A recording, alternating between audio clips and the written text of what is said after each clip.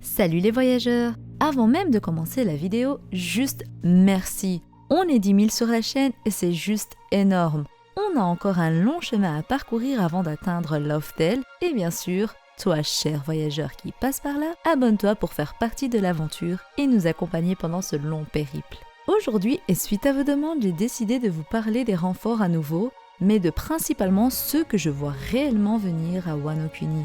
Pour ceux qui ne l'auraient pas vu, j'ai sorti une vidéo il y a plus d'une semaine concernant l'arrivée des renforts de Wano Kuni. Dans cette vidéo, j'ai évoqué les différentes possibilités comme l'arrivée de Hancock, Shanks, Garp ou encore Izo. Seulement, comme je le disais dans la vidéo, non, ils ne vont pas tous venir se battre aux côtés de Luffy et de l'Alliance, car sinon cela n'aurait pas de sens et l'Alliance serait alors bien trop avantagée face à leur ennemi. Avant d'aller plus loin, je compte sur vous, comme d'habitude, si la vidéo vous a plu, à la liker avec votre acquis du likement pour me montrer votre puissance et à la commenter avec votre avis et vos théories. Premièrement, selon moi, il est incontestable que si la situation reste inchangée sur Wano Kuni, des renforts devraient pointer le bout de leur nez afin de contrebalancer l'équilibre qui n'existe pas actuellement. Deux Yonko et leur équipage, ainsi que les Tobiroppo, les Oniwa Banshu, le shogun Orochi et ses soldats, un total de 40 000 hommes contre 4 000 rebelles, dont 3 équipages de Supernova pour le moment, il est certain que l'équilibre est inexistant et que la balance penche du côté des ennemis plutôt que de celui de l'Alliance.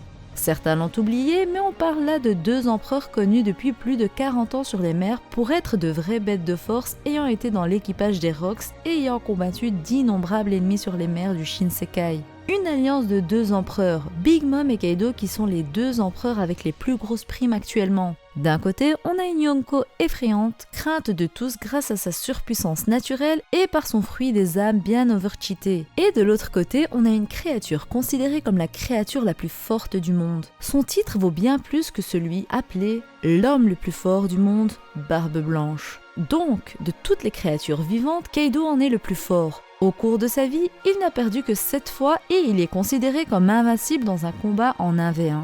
Ces derniers sont accompagnés de membres de leur équipage tels que King, Queen, Jack du côté de Kaido ou encore Peros, Moussi, Compote pour ne citer que du côté de Mama. Vous vous imaginez bien que les forces sont alors déséquilibrées car pour vaincre Yonko avec la force actuelle de l'Alliance, il faudrait au moins 3 au minimum personnages sur l'un d'eux. Comme Law, Kid, Luffy sur Kaido, Zoro et quelqu'un contre King au début, Sanji contre Queen, etc. Si déjà pour prendre un Yonko il est recommandé d'être plusieurs, comment vaincre ceux qui se tiennent à leur côté, leurs commandants? On manque actuellement de force et ce, dans le cas bien sûr où l'alliance Big Mom Kaido tient. Car oui, je vous ai déjà fait une vidéo là-dessus, mais on est dans un monde de piraterie, un monde à l'abri de peu de choses et surtout pas à l'abri des trahisons. Big Mom pourrait décider de rompre l'alliance avec Kaido si celle-ci voit que son souhait n'est pas accepté. Je tiens à vous rappeler que les deux Yonko souhaitaient chacun prendre la tête de Mugiwara no Luffy et que c'était là la raison de base de leur discorde avant l'arrivée de Big Mom devant Kaido. Big Mom est venu à Wano Kuni non seulement pour récupérer la copie du poneglyph volé par Brook sur Whole Cake Island, mais également pour tuer Monkey D. Luffy qui lui a fait un affront inexcusable sur son propre territoire.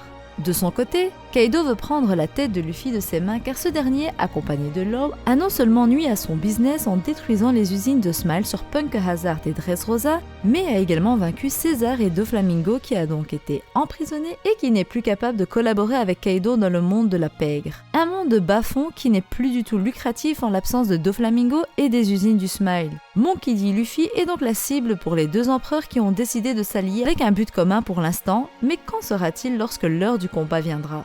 Pensez-vous réellement que ces deux-là se soient déjà mis d'accord sur qui allait avoir l'occasion d'affronter Luffy et de le tuer? Je tiens à rappeler que les deux ont créé cette alliance quand Kaido était sous l'effet de l'alcool et que Big Mom était sous l'effet de la nourriture. Deux choses, alcool et nourriture qui changent complètement leur vision des choses et qui changent leur personnage du tout au tout. Kaido qui devient dépressif avec des envies suicidaires et Big Mom qui devient heureuse et la plus gentille des femmes lorsqu'elle mange à sa faim. Ainsi, si Big Mom ne décide pas de changer de camp avant la fin de l'arc, des renforts devront bien se présenter pour aider Luffy. Mais il se peut que celle-ci change d'avis et combatte également Kaido sans pour autant changer de camp. Oda a récemment déclaré dans une interview que le combat qui mettrait en action Big Mom, Kaido et Luffy serait légendaire. Bien évidemment, il ne nous a pas dit comment cela va se passer, si Luffy sera accompagné ou non, mais selon moi il y a de fortes chances et ça serait juste énorme que ce soit un 1v1v1. Ainsi, Luffy vs Big Mom vs Kaido.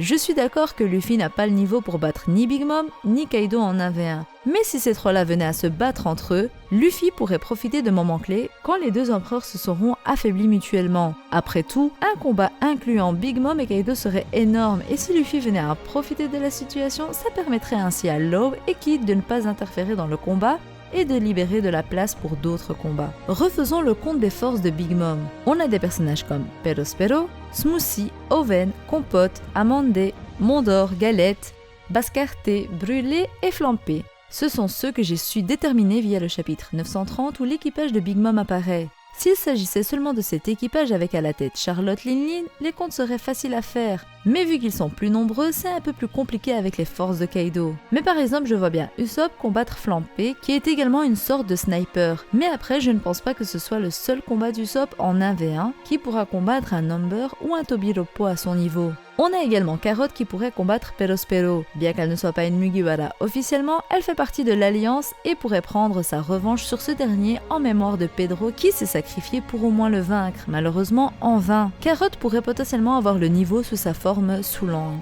Nami pourrait combattre Galette et Frankie Oven par exemple. Brook contre Mondor, Robin contre Compote, Chopper contre Brûlé à nouveau. Seulement, Jinbei, Sanji, Zoro pour moi se concentreront sur l'équipage de Kaido. Selon moi, Zoro n'a actuellement pas le niveau de King et c'est totalement normal vu que Luffy n'a pas encore le niveau d'Ayanko.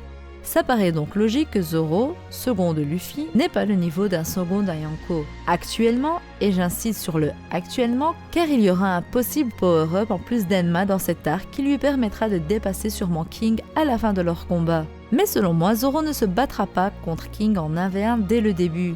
Il sera sûrement accompagné de Killer. De l'autre côté, Sanji pourrait être accompagné du troisième de l'équipage de Kid ou encore de Jinbei pour combattre Queen. Pour moi, Jack sera vaincu par Inuarashi et Nekomamushi qui décideront de prendre leur revanche sur lui. Les Oniwa Banshu seront vaincus par les fourreaux rouges et ça me paraît normal qu'ils ne soient pas réellement une menace étant donné que Zoro les a vaincus assez facilement et qu'il ne faudrait surtout pas sous-estimer les fourreaux rouges qui ont une puissance considérable.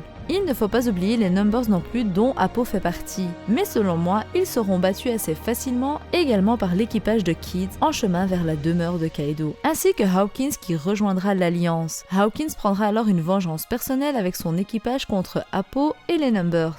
Il reste alors les Tobiroppo. Il est fort probable que ceux-ci soient envoyés par Kaido suite à leur audience pour arrêter la rébellion et l'entrée des ennemis sur Onigashima. Ainsi, les 6 Tobiroppo seront les premiers ennemis des Mugiwara. Luffy, selon moi, ne s'arrêtera pas avec Jinbei à ses côtés et demandera aux autres de s'en occuper. On a très bien vu les chaussures des Tobiroppo et on a pu constater qu'il y avait un gentleman en tête de ligne qui, selon moi, combattra Sanji. Une femme à talons qui sera vaincue par Robin, un samouraï vaincu par Zoro et 3 autres personnages en arrière-plan parmi lesquels on sait qu'il y a X-Drake et Page One. Bien évidemment, ces possibilités sont dans le meilleur des mondes où tout se passe comme prévu. Sans mort, sans ennemis supplémentaires, mais c'est sans compter l'arrivée du fils de Kaido qui est potentiellement un ennemi ou un allié, sans compter que Smoothie est encore de la partie, qu'il y a Kaido et Big Mom à mettre à terre, et qu'il ne nous reste que Kid, Luffy et Law. Une chose donc qui est a priori impossible si personne ne vient aider l'Alliance. Sachant que par exemple, je ne pense pas du tout que Frankie ait le niveau d'Oven actuellement, ou que Carotte ne pourrait potentiellement pas suffire contre Perospero. C'est l'heure maintenant de passer au renfort de l'Alliance qui, je crois, pertinemment vont venir pour sauver les Mugiwara. En premier, Hancock. Comme je l'ai déjà dit dans ma précédente vidéo, pour moi elle sera là et j'ai envie d'y croire. Il me semble impensable que tous les Shichibukai soient capturés malgré la nouvelle arme de Vegapunk. Hancock est l'une des plus fortes femmes du monde de One Piece et sa présence est obligatoire à Wano Kuni. Sa mort ne serait pour l'instant d'aucune utilité, surtout dans le contexte de son pays, Amazonelli, sur lequel elle veille en tant qu'impératrice. Pour moi, elle va apprendre de Koby l'alliance de Big Mom et Kaido et le fait que Luffy soit emprisonné entre leurs mains et décidera d'aller le sauver même seul, laissant l'équipage des Kuja protéger son peuple et sa terre. Selon moi, Koby qui a sa propre version de la justice ne laissera pas Luffy mourir et être aux mains des Yonko. Il sait qu'il ne pourra rien faire pour lui de manière concrète, mais de manière plus dissimulée, aider l'impératrice pirate à s'enfuir des mains de la marine et aller sauver Luffy, c'est une possibilité que j'aime beaucoup. Encore plus quand je pense à un possible combat entre Boa Hancock et Charlotte Smoothie qui sera un combat légendaire entre femmes surpuissantes du Shinsekai. En agissant de cette manière, Boa Hancock proclamera au monde entier son alliance avec Monkey D. Luffy et proclamera qu'Amazon Lily est dorénavant sous la protection de Mugiwara no Luffy et de ses alliés. Cela permettra à Hancock d'en plus aider et sauver l'homme qu'elle aime, de protéger son territoire et de mettre un nom dessus qui effraiera les pirates mais également la marine.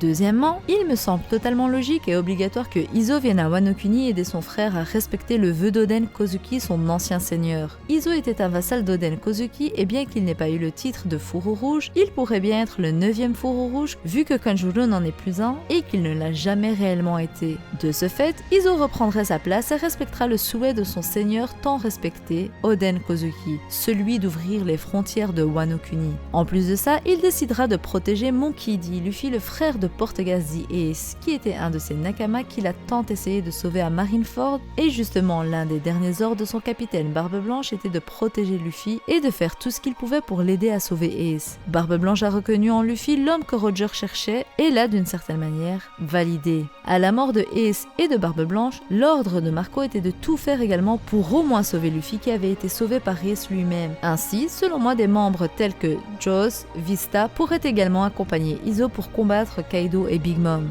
Joss pourrait alors combattre Oven et Vista Smoothie si Hancock ne vient pas à Wano Kuni. Même s'il y a une infime possibilité, j'ai envie que Marco se présente à Wano Kuni pour voir un combat aérien entre lui et King. Mais comme je le disais dans ma vidéo sur les renforts partie 1, Marco a déjà refusé cette offre pour protéger l'île natale de Barbe Blanche des mains de Weeble. Mais si celui-ci venait à apprendre que Weeble était encerclé par la marine et capturé suite à l'abolition des corsaires, il pourrait alors changer d'avis et prendre le large avec Nekomamushi et ça expliquerait le retard de celui-ci. Ainsi, Zoro n'aura pas à combattre King, même si le combat aurait été incroyable, et se concentrera plutôt avec Luffy à combattre Kaido. Il y a maintes possibilités concernant les renforts, mais personnellement ce sont ceux que je vois venir réellement. Pour ce qui est de la flotte de Luffy, je ne vois pas l'utilité de les ramener si Joss, Vista, Marco, Izo ainsi que Hancock viennent à Wano Kuni. Il serait juste de trop. Il ne faut pas oublier qu'il y aura sûrement une guerre finale contre la marine comme ce fut le cas à Marineford. Une guerre qui réunira de nombreux alliés et ennemis, et ce sera là que je pense que la flotte de Luffy deviendra réellement nécessaire. Quant à l'équipage des hommes poissons, ils ont déjà assez fait sur Whole Cake Island pour aider Jinbei à ralentir Big Mom et son équipage. Je pense que leur fin est arrivée et qu'ils n'ont pas besoin d'en faire plus, sachant que Jinbei aurait sûrement refusé leur aide vu qu'il n'est plus dans leur équipage et qu'il veut aussi faire sa propre route.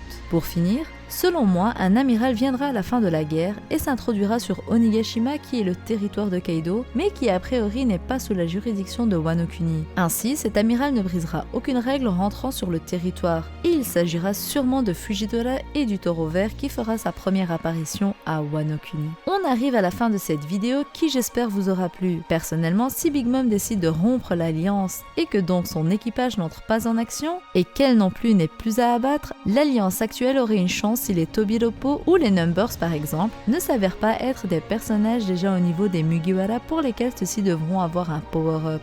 Si je ne devais choisir qu'une seule personne pour venir sur Wano Kuni, je dirais Izo qui ferait son grand retour. C'est celui qui a le plus de chances de mettre les pieds sur Wano Kuni et de participer à la Grande Guerre. Concernant Barbe Noire, l'idée générale a toujours été qu'il allait venir également sur Wano Kuni à la fin de la guerre comme il l'a fait à Marineford pour voler le fruit du démon de Kaido pour compléter sa collection de fruits du démon en prenant possession d'un Zoan, celui du dragon oriental. Ça a toujours été également ma pensée, mais depuis les événements de la rêverie, les choses ont changé et sa venue me semble plus impossible que possible. Bien évidemment, il y aura toujours des choses, mais si Oda a mis en avant le fait qu'il était attiré par une nouvelle, qu'elle soit celle concernant Sabo ou celle concernant Alabasta, il me semble donc normal qu'il ait mis le cap vers Marie-Joase et que les probabilités de sa venue ne sont plus en sa faveur. Depuis l'île de la Ruche, ce dernier va aller sur Marie-Joase où il y aura sûrement un combat avec l'armée révolutionnaire vu que Dragon aussi a pris la route suite à l'information reçue sur Sabo. Ainsi, niveau timing, ça semble très serré qu'il puisse arriver à Marie-Joase, se battre et retourner à Wano Kuni dans l'optique où il aura gagné contre les révolutionnaires, mais j'en parlerai prochainement dans une autre vidéo pour rentrer plus dans les détails. Dites-moi ce que vous avez pensé de la vidéo dans les commentaires et qui pensez-vous va venir à Wano Kuni. Si la vidéo t'a plu, like-la avec ton acquis du likement pour me montrer ta puissance et voir si tu es un renfort potentiel pour Luffy dans sa lutte contre Kaido. Et toi, cher voyageur qui passe par là, si ce n'est pas encore fait, abonne-toi et active la cloche pour ne rater aucune aventure jusqu'à Love Tale. Sur ce, je vous dis à la prochaine et d'ici là, portez-vous bien. Bye bye.